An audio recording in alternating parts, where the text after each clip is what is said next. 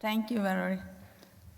Yes, I'm going to show you the results of our ongoing prospective study in Chennai, Tamil Nadu, South India.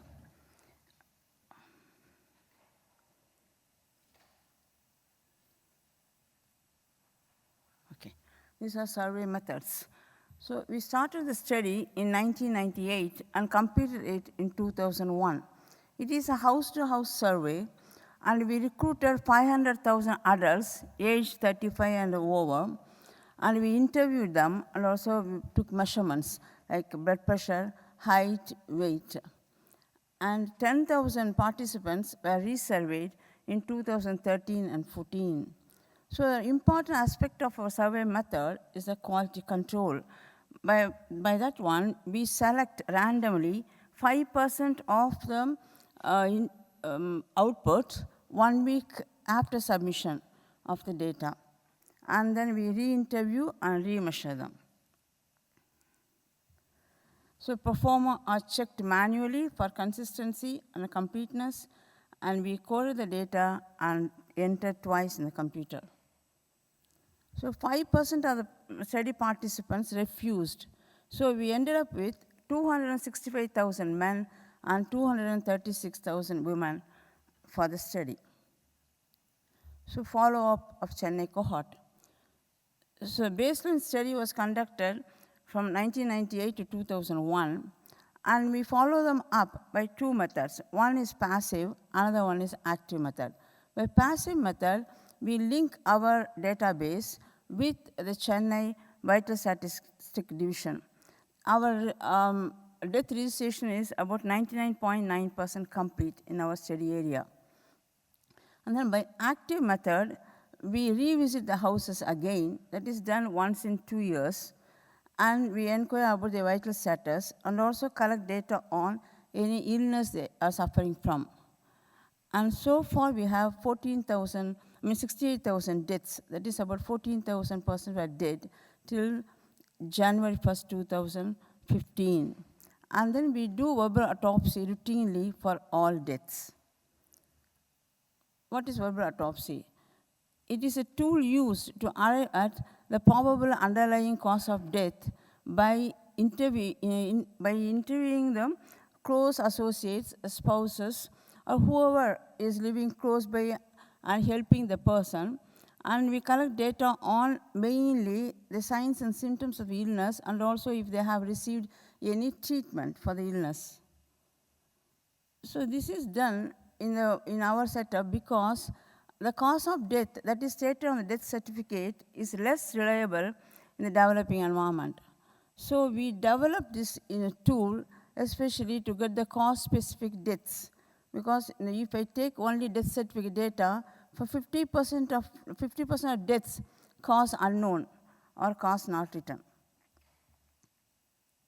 The salient features of our method is we use non-medical graduates to do the interviews, and VA is written in a half a page or 1 page paper. It is a narrative report. So that is important because then only I get all the information in a chronological order. The history is very important to arrive at the diagnosis. Then 2 physicians review the report centrally, and then they are to arrive at the probable underlying cause of death, and then they code it. Again, we do 5% random sampling to check whether we are getting the same cause of death when 2% interview the same individual. So this methodology now implemented all over India by Registrar General of India, who is in charge of birth and deaths for our country. So resurvey was done in 2013-14. We interviewed and measured 10,000 individuals, 7,000 men and 3,000 women. Again, we did 5% random sampling. And almost all who were resurveyed reported the same smoking and drinking that they had at baseline. So statistical methods. All analyses were adjusted for age, sex, education, and socioeconomic status. To limit reverse causality, people with the chronic illness were excluded, and then first 2 years of follow-up excluded, and then we excluded smokers for systolic blood pressure and BMI analysis. Here, systolic blood pressure versus vascular mortality. We have 10,000 deaths. That is mostly IHD, and also we have stroke. So death rates at ages 35 to 69 among non-smokers. So death rates are plotted against usual systolic blood pressure. What do you mean by usual systolic blood pressure? The systolic blood pressure which we obtained at the baseline is corrected for regression dilution bias by using our resurvey data. This is done so that the long-term average exposure with the outcome could be assessed.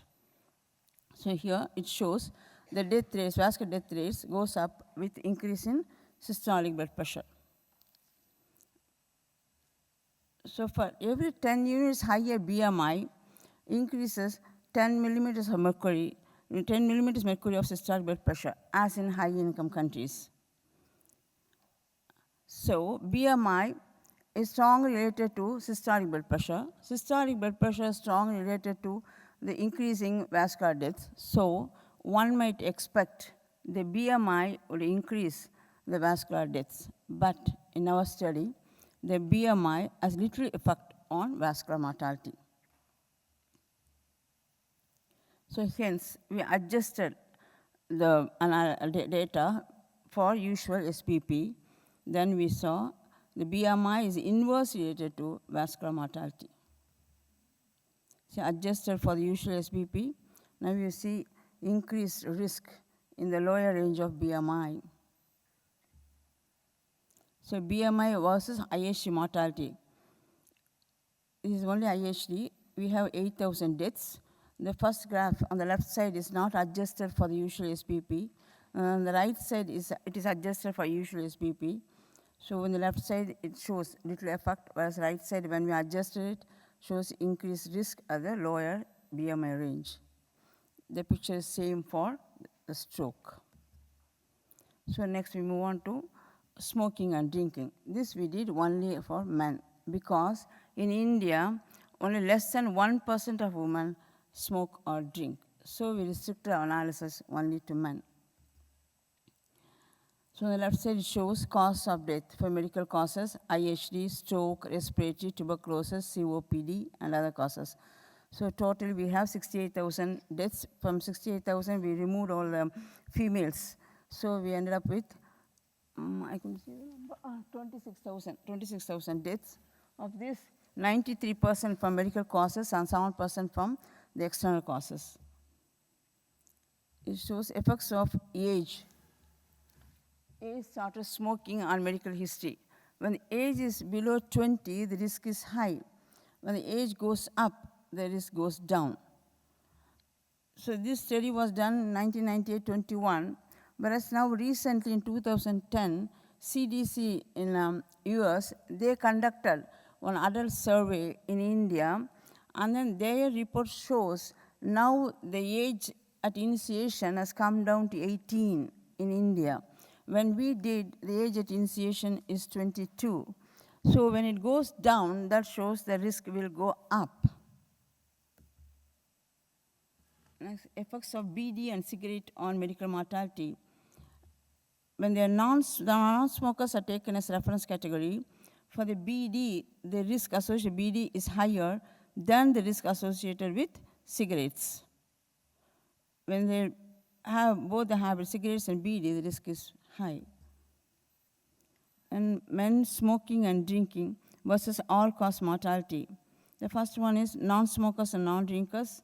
The next one is only smoking only, and then drinking only, smoking and drinking. If they smoke, the risk is 1.4. If they drink, it is 1.5. If they have both the habits, risk is higher than smoking and drinking, or drinking.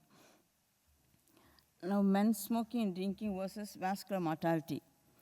Same thing, if they smoke, the risk is 1.4. If they drink only, the risk is 1.3. So it is lower than the smokers. If they have both the habits, the risk is 1.8. The effects of smoking and drinking on cancer mortality. So if neither habit is taken as a reference category, if they smoke only, the risk is 1.8. If they drink only, the risk is 1.3. If they have more the habits, the risk is 2.4. So highlights. Chennai hospital study. If lowering 20 millimeters of mercury lowers systolic blood pressure, it halves the vascular mortality. So if you lower 10 millimeters of mercury, it approximately reduces 30% of vascular mortality. BMI had little effect on vascular deaths, but if you adjust for systolic blood pressure, so at a given level of blood pressure, it is hazardous. In men, both smoking and drinking were associated with substantial excess mortality during middle age, 35 to 69. So I thank all 500,000 participants and the funders for their support. And thank you very much for your kind attention. Thanks very much.